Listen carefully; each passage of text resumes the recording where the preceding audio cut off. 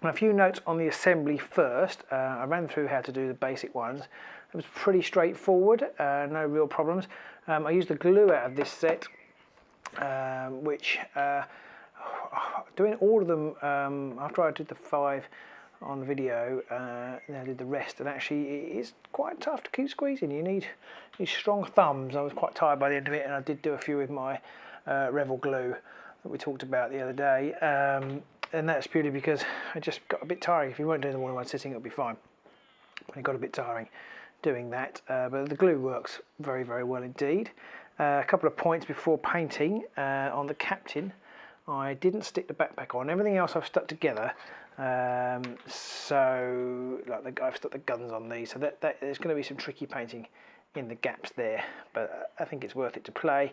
This I don't think will make much difference to play. So the captain, I didn't stick the backpack on because as soon as that backpack goes on there, you've got a big trailing thing there, and it's going to be really hard to paint that cloak. So I've left that off.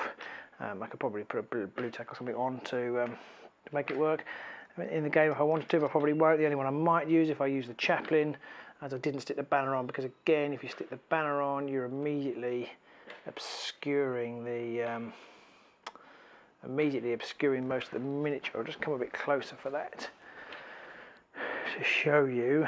You see, if I stick the banner on like that, as soon as that banner's stuck on there, you can see you're obscuring the paint job pretty fast. So I'm not going to do that again. I can stick that on with blue tack if I need to for a game. So that's 2 points there. And the other thing is flying bases. Now I'm pretty sure these haven't quite come out how they're meant to.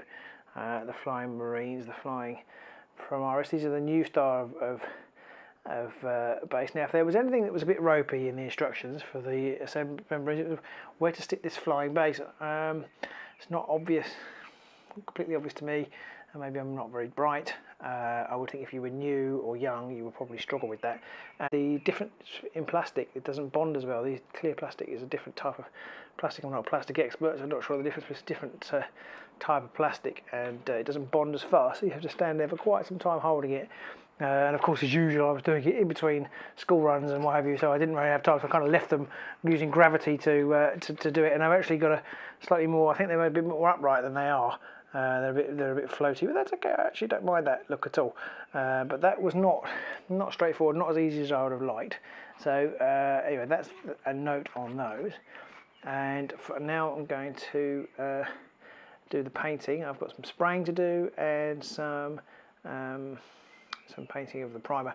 I might quickly show a bit of the primer. I'm not going to show you the spraying. It's not that exciting. Basically, it's a lovely sunny day out there today, so I'm going to go out. It's perfect conditions. Wind's dropped, which is good. You don't want it too windy when you're spraying. There's loads of videos about how to spray miniatures. What I'm basically going to do is get a big box and spray into that, and then I'm going to put the miniatures on a piece of card like that, spray the front of them, turn it round, spray them from the side, turn it around again, spray them from the back, again. So then that's the easiest way I found to do it in with my setup. Some people like to stick them on a big stick and spray it and hold it and twist it. I can see why that's good. My hand-eye coordination clearly isn't that good. I got myself in all sorts of knots when I tried it that way, and I have the living fear that well, not living fear, but I have the fear that the miniatures will fall off because I haven't got to fix them on with something and you're waving it about. Didn't fancy that. So I should be using my usual spraying box method.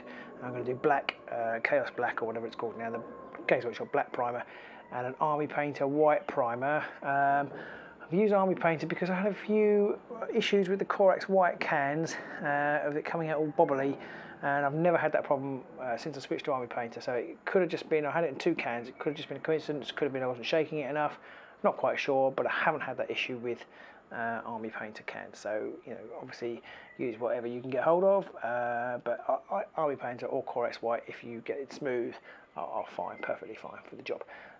So that is that. I will back in a second.